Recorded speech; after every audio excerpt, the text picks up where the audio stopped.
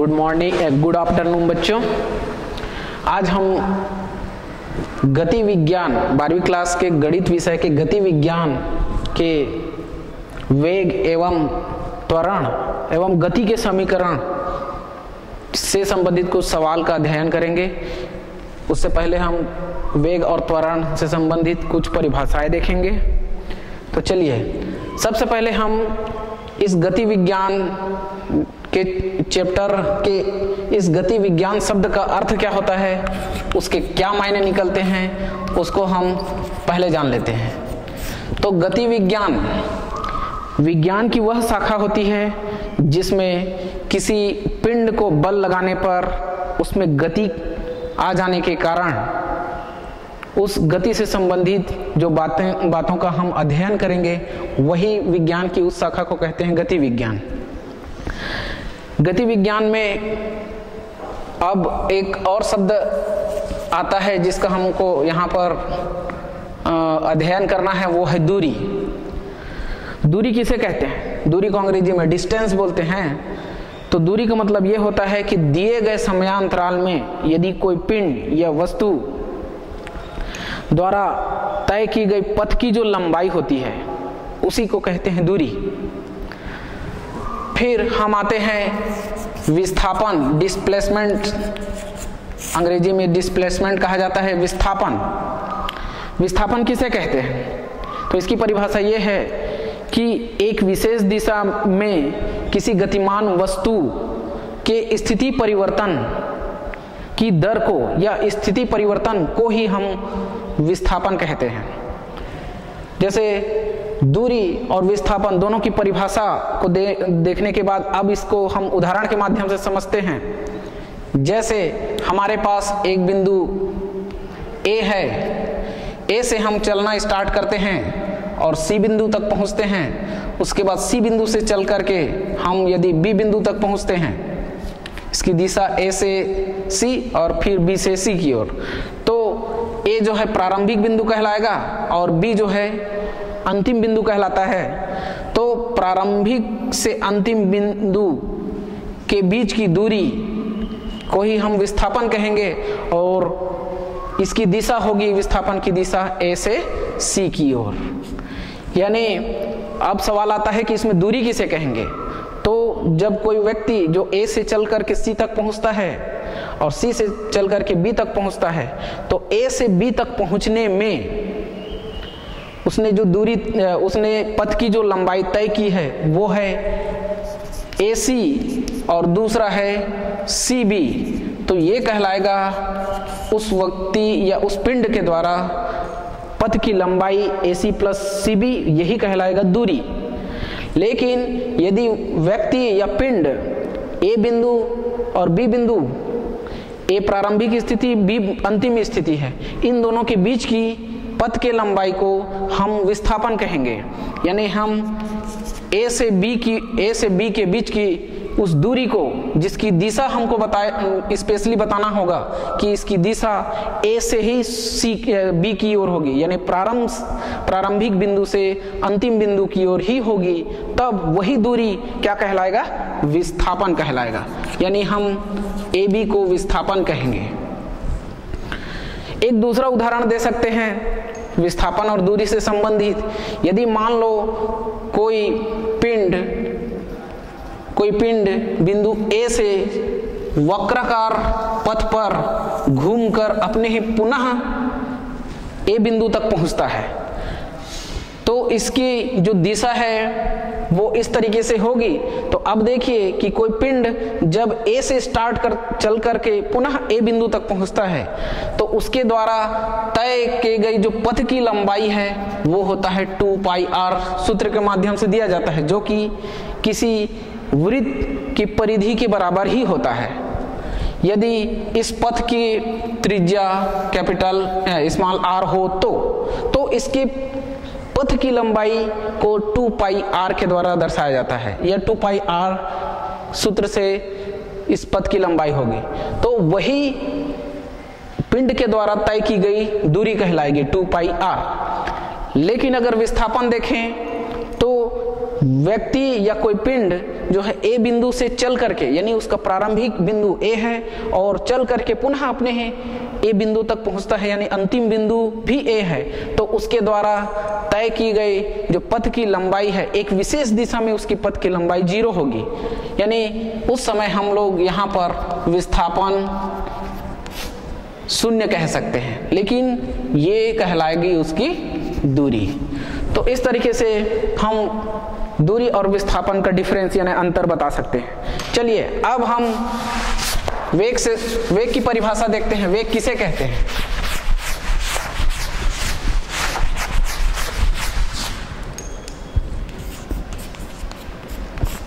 वेग को अंग्रेजी में वेलोसिटी कहते हैं। तो वेग की परिभाषा यह है कि किसी गतिशील पिंड के विस्थापन की दर, किसी गतिशील पिंड के विस्थापन की दर को ही वेग कहते हैं। यह दूसरे शब्दों में कहा जाए तो किसी वस्तु के द्वारा उसके तय की गई दूरी और समय के अनुपात को हम कहते हैं वेग। यानी समय के सापेक्ष दूरी के परिवर्तन की दर को वेग कहा जाता है, और उसे सूत्र के माध्यम से यदि दर्शाएं तो स्मॉल v बराबर ds/dt लिखा जाता है। यानी जहां s जो है दूरी कहलाता है, दूरी, जहां s दूरी है, यानी दूरी को जब t के सापेक्ष अवकलन किया जाता है तो वो हमें वेग का सूत्र प्राप्त होता है। ये हम 11वीं क्लास में पढ़ चुके हैं। तो हम लोग इस चैप्टर में वेग का जो सूत्र है इसी सूत्र का इस्तेमाल करेंगे, यानी दूरी के जो सूत्र रहेंगे उसको t के सापेक्ष अवकलन कर देंगे तो वो वेग का सूत्र बनेगा। चलिए वेग के बाद अब आते हैं त्वरण। अंग्रेजी में इसको एक्सेलरेशन कहा जाता है। तो त्वरण क्या होता है? वेग का समय के सापेक्ष अवकलन कर दिया जाए तो वो कहलाता है त्वरण। यानी समय के सापेक्ष वेग में होने वाले परिवर्तन को ही त्वरण कहा जाता है, और उसका सूत्र, उसका संकेत a होता है या फिर f अक्षर से उसको दर्शाया जाता है। और a या f बराबर इसका जो सूत्र होगा dv/dt। यानी जब वेग का t के सापेक्ष अवकलन करेंगे तो वो हमें त्वरण प्राप्त होता है। दूसरे शब्दों में हम इसको ऐसा कह सकते हैं कि समय के सापेक्ष वेग में होने वाले परिवर्तन को ही हम त्वरण कहते हैं। चलिए इसी को यदि हम दूसरे सूत्र के रूप में और लिखें, v का सूत्र होता है ds/dt, तो क्या होगा? तो पहले से है d/dt और v का सूत्र है ds/dt। जब इस सूत्र को रखें तो अब ds/dt का फिर से अवकलन होगा। d/dt का मतलब होता है अवकलन गुणांक, तो इसका अवकलन ds/dt का फिर से t के सापेक्ष अवकलन होगा, तो यही हमें सूत्र प्राप्त होगा d2s और dt/dt²। यानी त्वरण अगर हमें निकालना है तो उसके लिए जो दूरी का सूत्र है उसको 2 बार अवकलन करना पड़ेगा।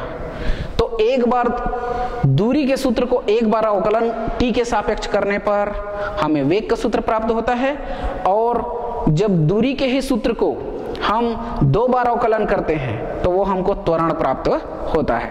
तो इन्हीं सूत्रों की सहायता से हम इस चैप्टर में कुछ सवाल हल करेंगे। उससे पहले हम कुछ गति के समीकरण को देख लेते हैं जिनका इस्तेमाल यहाँ पर सवाल को हल करने में हम करेंगे। तो चलिए गति का समीकरण क्या है उसको देख लेते हैं। तो फिजिक्स में 11वीं क्लास में हम पढ़ चुके हैं गति के समीकरण। गति के 3 समीकरण होते हैं, गति के समीकरण। और वो पहला समीकरण, गति का जो प्रथम समीकरण है वो है v = u + at। दूसरा जो सूत्र होता है वो होता है s बराबर ut + 1/2 at²। और तीसरा गति का समीकरण होता है v² बराबर u² + 2 AS। और यहाँ जहां U मतलब होता है कण या पिंड, इस चिन्ह का मतलब या होता है कण या पिंड की प्रारंभिक प्रारंभिक वेग। ये इन सूत्रों में जो भी अक्षर हमने इस्तेमाल किया है उसका अर्थ है U जो आया है वो कण या पिंड का प्रारंभिक वेग कहलाता है। V को कहते हैं कण या पिंड का अंतिम वेग कहलाता है, अंतिम वेग। A को कहते हैं त्वरण और T का मतलब होता है समय। तो हम इस गति के समीकरण का इस्तेमाल करेंगे यहाँ के सवाल को हल करने के लिए। ये हम 11वीं क्लास में पहले फिजिक्स यानी भौतिक विज्ञान में पढ़ चुके हैं। चलिए, कुछ विशेष स्थितियां होती हैं जिनके कारण इन गति के समीकरण में कुछ मानों को चेंज करना पड़ता है।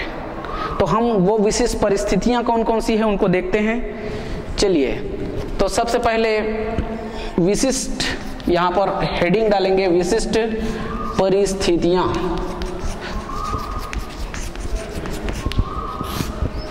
विशिष्ट परिस्थितियां, तो पहला नंबर का विशिष्ट परिस्थिति क्या है देखिए, यदि वस्तु के त्वरण में त्वरण के स्थान पर मंदन हो। तो मंदन का मतलब क्या होता है, जब किसी वस्तु या पिंड का समय के साथ उसके वेग में परिवर्तन, अगर वेग में परिवर्तन होगा वो धनात्मक हो, यानी वेग में बढ़ोतरी हो समय के साथ साथ, तो हम उसे कहते हैं त्वरण। लेकिन यदि उसी पिंड का अगर समय के साथ साथ समय गुजरते रहेगा और उसके वेग में कमी हो तो हम उसे कहते हैं त्वरण ना कह के मंदन। और त्वरण को A अक्षर से दर्शाया जाता है और मंदन को -A। तो हम त्वरण A के जगह -A का इस्तेमाल करेंगे। तो विशिष्ट परिस्थिति में इसी बात को लिखेंगे, यदि त्वरण के स्थान पर मंदन हो तो A की जगह हम -A इस्तेमाल करेंगे। ये विशेष परिस्थिति है, A की जगह हम -A लिखेंगे। सेकंड नंबर की विशेष परिस्थिति क्या है, सेकंड नंबर की विशेष परिस्थिति ये है कि वस्तु विरामावस्था से यदि चलना शुरू करे, यदि वस्तु विरामावस्था से चलना शुरू करे, यदि वस्तु विरामावस्था से चलना शुरू करे तब U यानी प्रारंभिक वेग उस वस्तु या पिंड का वो 0 हो जाता है। तो ये हमारी विशेष परिस्थिति है। तीसरी विशेष परिस्थिति ये है कि यदि वस्तु गुरुत्व के अधीन स्वतंत्रता पूर्वक गति करे तो क्या होगा। तो यहाँ पर लिखना है तीसरी परिस्थिति, यदि वस्तु गुरुत्व के अधीन स्वतंत्रता पूर्वक गति करे। अब देखिए, गुरुत्व के अधीन का मतलब ये होगा कि वस्तु जमीन से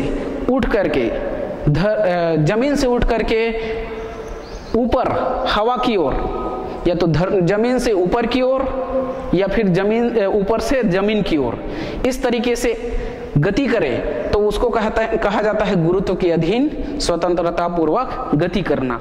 और तब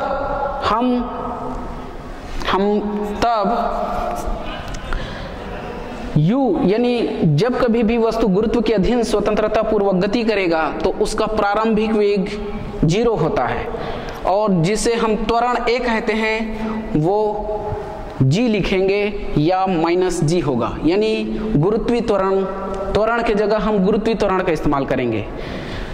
प्लस जी का इस्तेमाल हम तब करेंगे जब कोई पिंड जमीन से ऊपर की ओर गति करती है, और ऊपर से गति करते हुए यदि जमीन की ओर आए, हमने गलत बताया कि यदि मान लो कोई पिंड जमीन से हवा में गति करे ऊपर की ओर, तो हम उसे -g त्वरण लिखेंगे, और जब कोई वस्तु हवा से गति करते हुए जमीन की ओर आए, पृथ्वी की ओर आए, तो ऐसी स्थिति में हम गुरुत्वीय त्वरण को g इस्तेमाल करेंगे।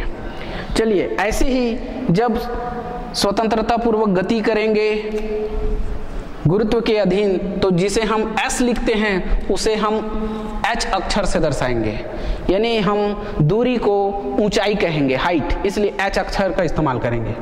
ये तीसरी कंडीशन है। चौथी विशेष परिस्थिति ये है कि यदि पिंड को ऊपर की ओर फेंका जाए, अच्छा हमने अभी बता दिया है कि यदि पिंड ऊपर की ओर गति करती है तो हम त्वरण को -g लिखेंगे, +g ऊपर से नीचे पृथ्वी की ओर गति करने पर होगा। चलिए, चौथी कंडीशन हो गई है, तीसरी कंडीशन। चौथी कंडीशन ये है कि यदि पिंड अधिकतम ऊंचाई तक, यदि पिंड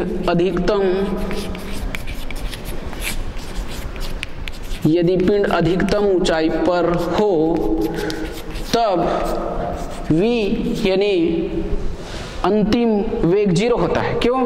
तो इसका मतलब यह है कि जब कभी भी कोई पिंड ऊपर की ओर गति करते हुए ऊंचाई को प्राप्त करती है, अधिकतम ऊंचाई को, तो ऐसी स्थिति में वहां पर कुछ क्षण के लिए वो रुक जाती है, यानी उसका जो अंतिम वेग है वो उस समय 0 होता है।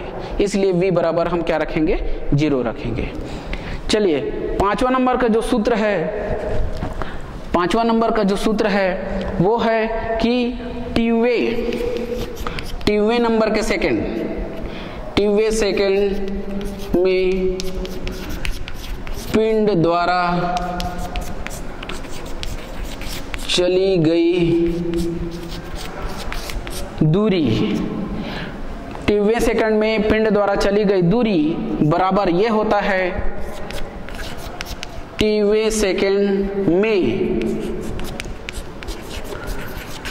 चली गई दूरी माइनस t-1 वे सेकंड में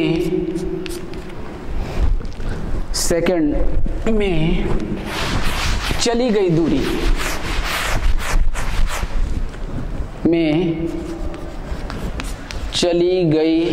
दूरी यानी इसे हम समझ सकते हैं उदाहरण के द्वारा। टीवे सेकंड में पिंड द्वारा चली गई दूरी, यानी हम मान लेते हैं 90वें सेकंड में चली गई दूरी उदाहरण के लिए। तो 90वें सेकंड में चली गई दूरी का मतलब यह होगा कि 8वां से 9वां यानी केवल 1 सेकंड में वो पिंड कितनी दूरी तय करता है, उसे हम इस सूत्र के माध्यम से निकालेंगे। तो उसके लिए हमारे पास है, देखिए 9 सेकंड में, टीवे सेकंड में चली गई दूरी, यानी 9 सेकंड में वो कितनी दूरी तय करता है वो निकालेंगे, और t-1 यानी 8 सेकंड में उसने कितनी दूरी तय किया उसको घटा देंगे, तो वो हमारा निकलेगा टीवे सेकंड में, यानी 9वें सेकंड में पिंड के द्वारा तय की गई या चली गई दूरी। चलिए, इसी का हम अगर सूत्र निकालें तो हमारे पास सूत्र दिया गया है, ये होता है टीवे सेकंड में चली गई दूरी को हम कहेंगे st, और ये होता है u + 1/2 a और 2t-1। ये हमें सूत्र दिया गया है, इस सूत्र के माध्यम से हम टीवे सेकंड में चली गई दूरी ज्ञात करेंगे। चलिए, अब सवाल हल करते हैं। इन्हीं सूत्रों से संबंधित कुछ सवाल हम प्रश्नावली के देखेंगे, और ये जो विशेष परिस्थिति में जो मान हमको रखना है इनका हम प्रयोग बाद में करेंगे।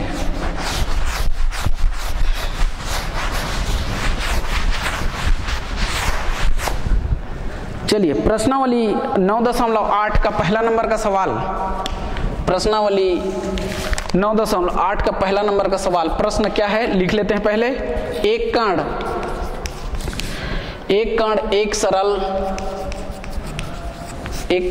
सरल रेखा में इस प्रकार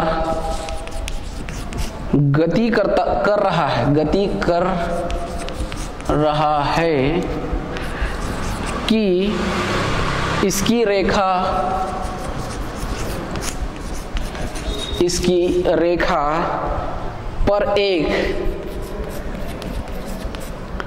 नियत बिंदु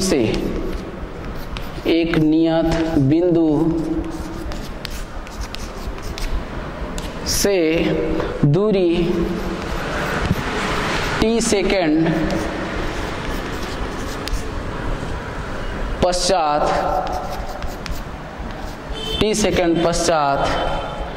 सेंटीमीटर में समीकरण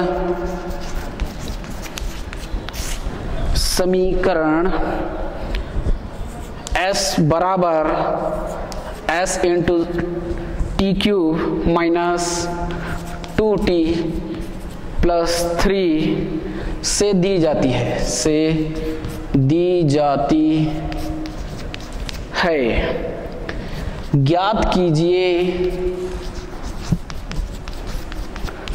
ज्ञात कीजिए कि, और पहला नंबर सवाल का पहला भाग 2 सेकेंड पश्चात कण का वेग ये हमें ज्ञात करना है, पहला नंबर। सेकंड नंबर, दूसरा नंबर है 4 सेकंड पश्चात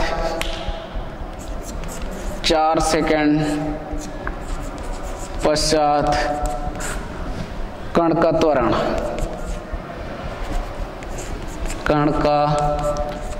त्वरण ये हमें ज्ञात करना है।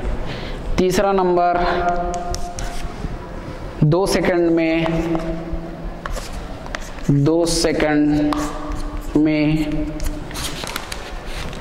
कण द्वारा चली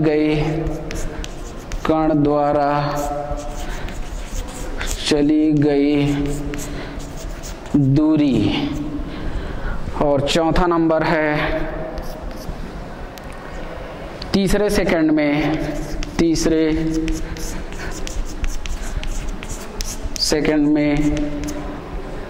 कण द्वारा चली गई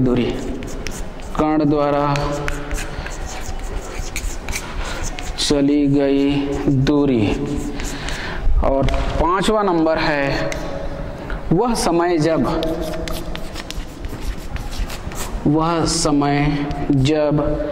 कण का वेग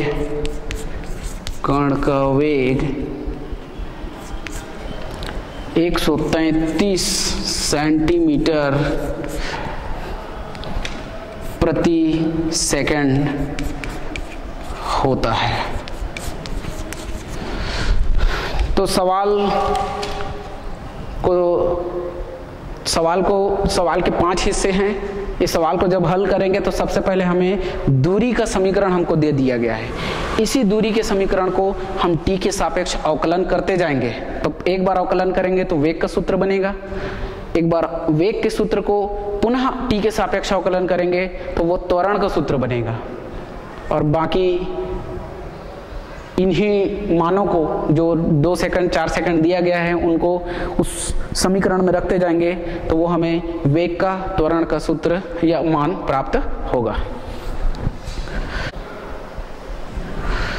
देखिए इस सवाल को थोड़ा सा समझ लेते हैं। देखिए एक कण जो है एक सरल रेखा में गति कर रहा है और वो एक नियत बिंदु से t सेकंड पश्चात जो दूरी तय करता है, तो उस दूरी को ज्ञात करने का हमें सूत्र दिया गया है S बराबर S T cube minus 2t plus 3। ये दूरी को ज्ञात करने का सूत्र है।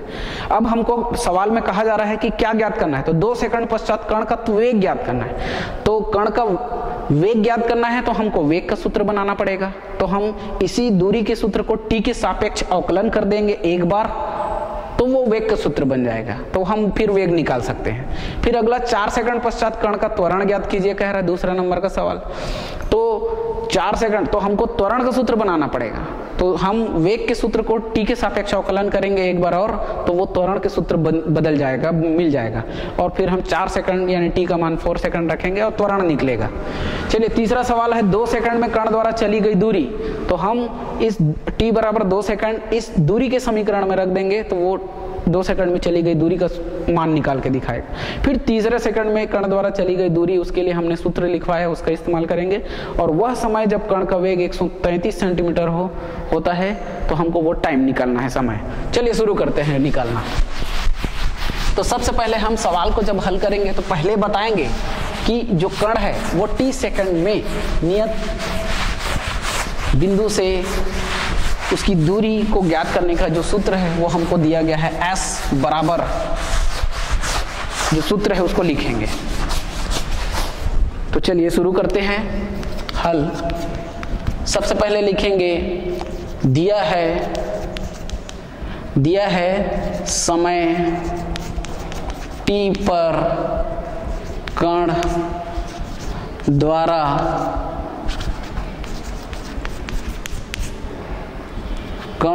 द्वारा तय की गई दूरी s बराबर, ये जो सूत्र वो है सूत्र समीकरण है 5t cube minus 2t plus 3। ये हमें सवाल में ही दिया गया है कि वो जो कण है वो t सेकंड में इतनी दूरी तय करता है, तो उस दूरी को ज्ञात करने का सूत्र है s बराबर इतना। इसको समीकरण नंबर फर्स्ट नाम देंगे।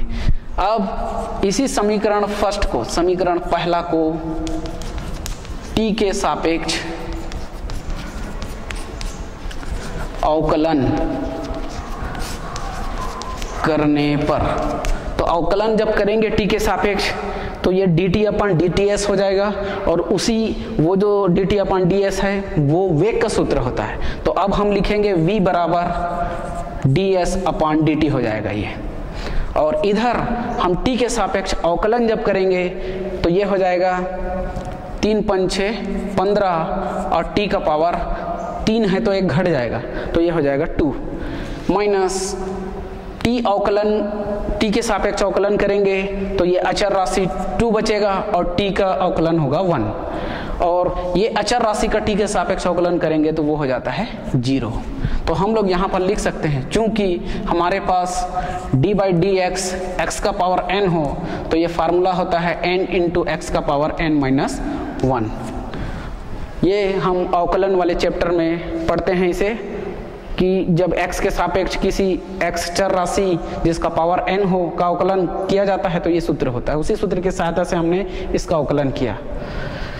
चलिए, तो ये हो जाएगा v बराबर 15t square, 15 into T square minus 2, समीकरण नंबर दूसरा नाम देंगे। तो ये हमारा वेग का सूत्र हमको प्राप्त होता है। पुनः इसी समीकरण दूसरा को, समीकरण सेकंड को t के सापेक्ष अवकलन करते हैं। अवकलन करने पर तो पुनः अवकलन करेंगे तो वेग का फिर से अवकलन करोगे t के सापेक्ष, वो त्वरण बनता है।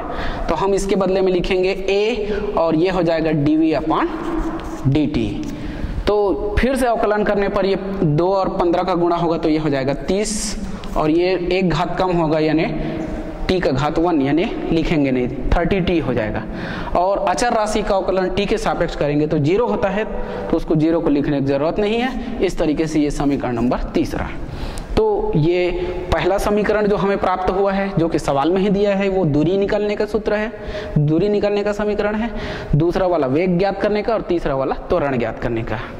चलिए अब आते हैं पहला नंबर जो हमको सवाल में हल करने के लिए कहा गया है। तो पहला नंबर हमको कहा गया है वेग ज्ञात कीजिए जब समय कितना दिया हो 2 सेकंड। तो हम अब पहला नंबर को हल करेंगे। पहला नंबर हमें t इक्वल टू 2, t का मान 2 सेकंड कहाँ रखेंगे, समीकरण दूसरा में हमें, देखिए सवाल को समझ लीजिए क्या कह रहा है। 2 सेकंड पश्चात कण का वेग क्या होगा ये ज्ञात करना है। यानी 2 सेकंड मतलब t का मान हमें बता दिया गया है 2 सेकंड, और वेग ज्ञात कीजिए कह रहा है। यानी वेग के समीकरण में, समीकरण नंबर दूसरा में यदि हम t के जगह 2 सेकंड रख दें तो वो वेग हमको प्राप्त होगा।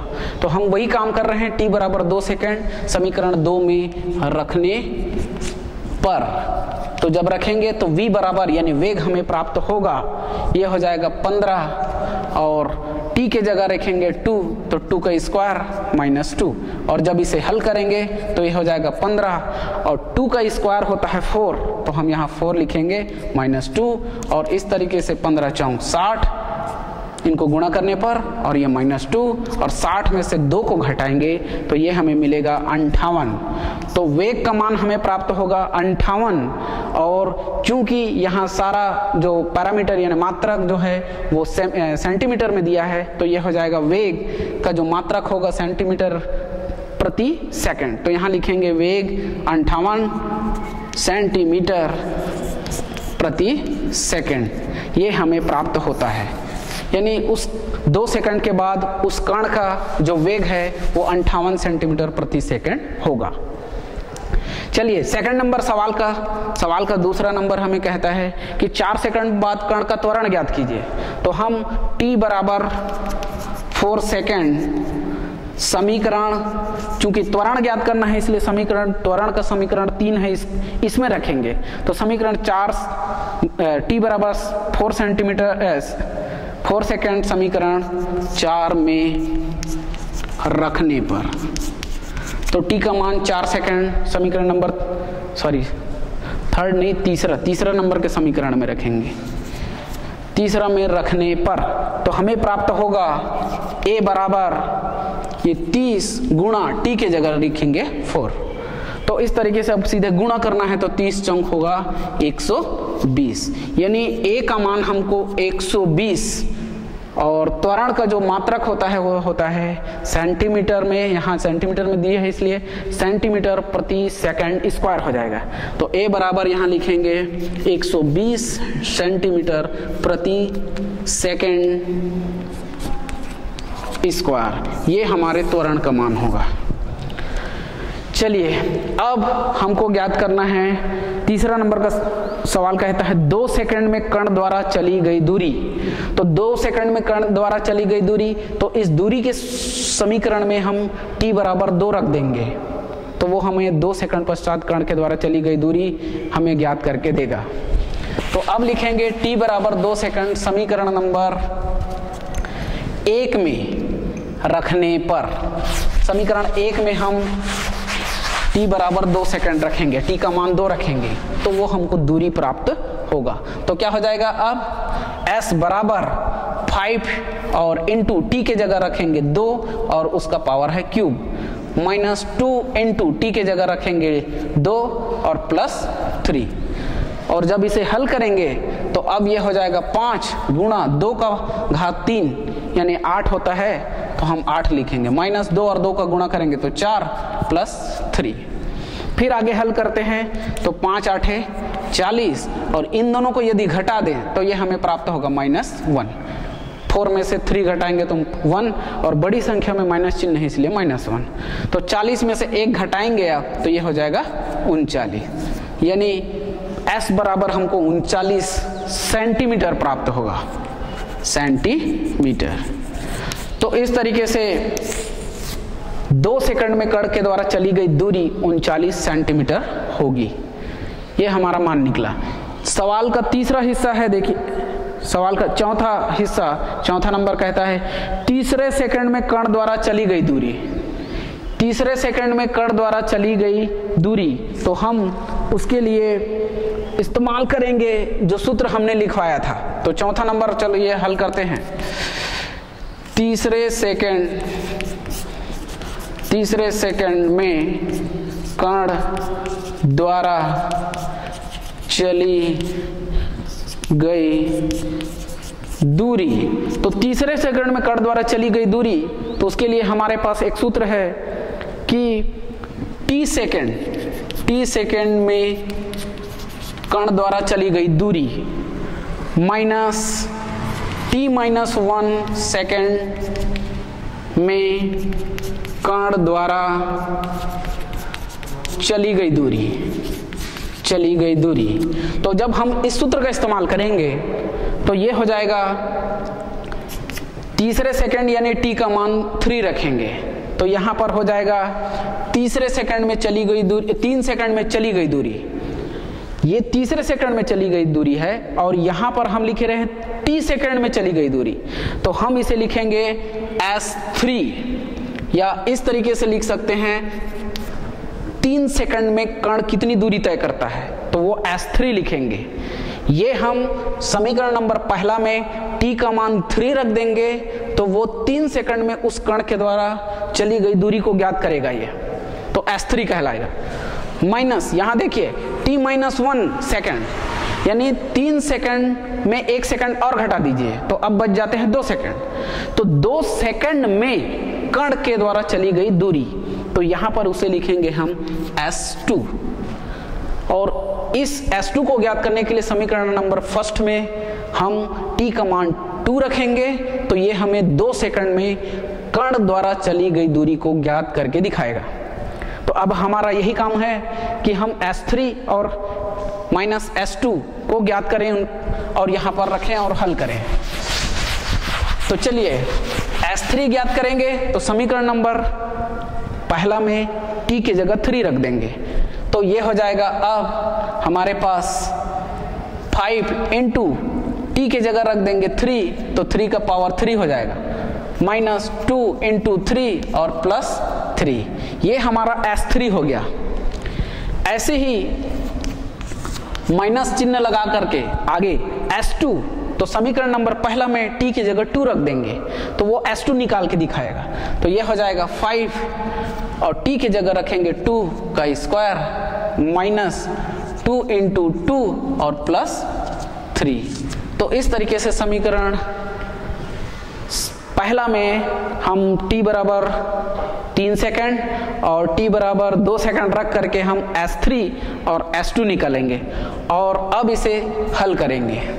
तो हल करने पर हमें प्राप्त होगा 5 इंटू 3 का पावर 3 यानी ये हमें मान देता है 27 माइनस 2 और 3 को आपस में मल्टीप्लाई करेंगे, गुणा करेंगे तो ये हो जाएगा माइनस 6 प्लस 3 माइनस, अब बड़े ब्रैकेट के बाद दूसरा नंबर का बड़ा ब्रैकेट है उसमें 5 और गुणा करेंगे 2 का पावर 2 है तो ये इसका मान होता है 4 और यहाँ 2 और 2 को आपस में गुणा करेंगे तो माइनस 4 मिलेगा प्लस 3। इस तरीके से अब हम इनको आगे सॉल्व करेंगे तो ये हमें आगे मिलेगा 5 और 27 को गुणा करेंगे तो 5 7 35, हासिल आया 3 और 5 दूनी 10 और 10 और 3 13 यानी 135 और माइनस 6 और प्लस 3 इनको आपस में घटा देते हैं तो ये मिलेगा हमें माइनस 3। चलिए इस बड़े ब्रैकेट में 5 चौक 20 और इनको घटाने पर हमें प्राप्त होता है माइनस 1। फिर 135 में से 3 घटाएंगे तो ये हमें प्राप्त होगा 132 और माइनस बड़ा ब्रैकेट में उधर 20 में से 1 घटाएंगे तो मिलेगा 19 और अब हम इनको घटाएंगे 132 में से 19 तो ये हमें प्राप्त होगा 93। घटा सकते हैं, 12 में से 9 घटाएंगे तो 12 में से 9 घटाएंगे तो 3 बचेगा और ये हो जाएगा 11 और 11 में से 1 घटाएंगे 12 और 12 में से 1 घटाएंगे 132 माइनस चलिए एक बार थोड़ा चेक कर लेते हैं कहीं मिस्टेक तो नहीं हुआ। 3 है, यहाँ पर एक मिस्टेक हुआ है इसीलिए गड़बड़ हुआ है मान। यहाँ पर 2 का पावर 3 है तो 2 का पावर 3 होगा तो ये हो जाएगा 8 और ये हो जाएगा 8 5 6 40। अब ठीक है तो 40 में से 1 घटाएंगे तो ये बचेगा 39 और उसके बाद आप घटाएंगे तो ये हमें प्राप्त होगा 93। तो ये जो प्राप्त हुआ 93 वो हमारा तीसरे सेकंड में, कण जो है तीसरे सेकंड में जो दूरी तय किया है वो है, और हम इसे लिखेंगे सेंटीमीटर में, क्योंकि दूरी का जो मात्रक होगा CGS पद्धति में, जो यहाँ सवाल में मात्रक दिया गया है सेंटीमीटर में, उसके हिसाब से ये होगा 93 सेंटीमीटर। चलिए सवाल का पांचवा हिस्सा है कि जब कण का वेग, वह समय, देखिए वह समय जब कण का वेग 133 सेंटीमीटर प्रति सेकंड होता है। तो सवाल यह कह रहा है वह समय यानी टाइम निकाल के दिखाओ जब उस कण का वेग जो है 133 सेंटीमीटर प्रति सेकंड है, तब की स्थिति में हमको टाइम को निकाल के दिखाना है कि कब होगा वो समय जब उस कण का वेग 133 सेंटीमीटर प्रति सेकंड वेग होगा, तो वो कब होगा, समय को निकाल के दिखाना है। तो हम क्या करेंगे, वेग का मान हमको दिया गया है 133 सेंटीमीटर, उस 133 सेंटीमीटर मान को वेग के समीकरण में रख देंगे तो हमें t प्राप्त होगा, यानी समय प्राप्त होगा।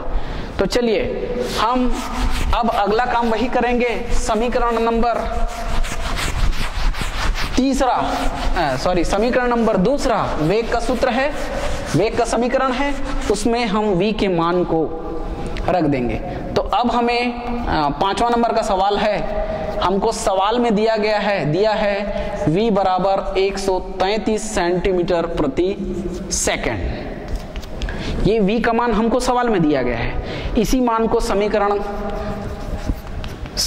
सेकंड में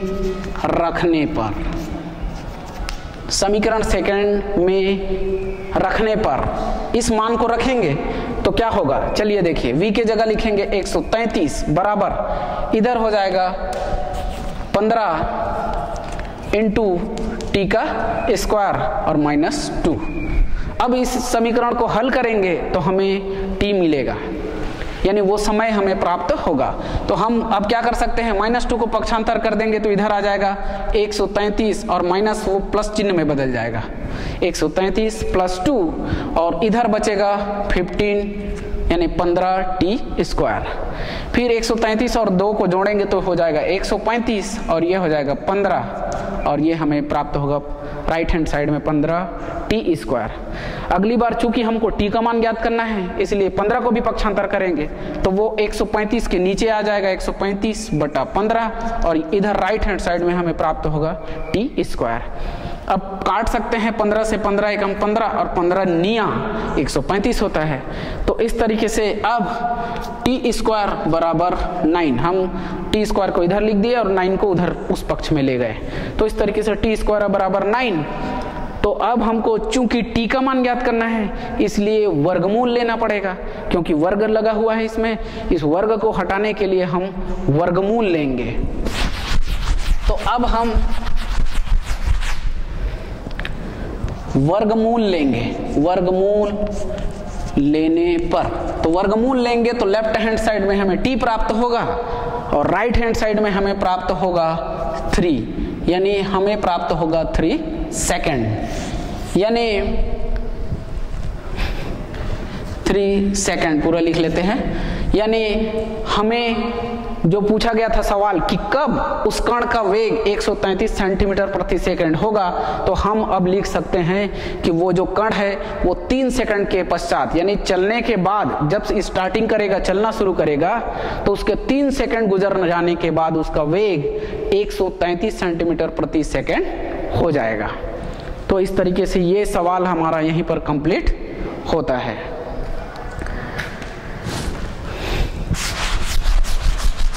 चलिए अब ये सवाल यहीं पर कंप्लीट हुआ। इस सवाल पे हम लोग देखे हैं कि हमें चाहे वेग निकालना हो या त्वरण निकालना हो या किसी भी सवाल को निकालना हो तो उसके लिए हमको दूरी का समीकरण पहले ही हमको सवाल में दे दिया रहता है कि वो जो कण है या पिंड है वो t सेकंड में जो उसने किसी रेखा में, सरल रेखा में गति करे या वक्राकार पथ में गति करे, उसके द्वारा तय की गई दूरी का एक सूत्र हमको स्पेशल पहले से दे दिया जाता है। हम अब आगे जो सवाल हल करेंगे वो सवाल इससे हट के होगा, यानी हमें किसी कण या पिंड के वेग या त्वरण को ज्ञात करना है, तो उसके लिए हम उन जो गति के समीकरण हमने जो लिखवाया है 3 समीकरण, उसका इस्तेमाल करेंगे हम।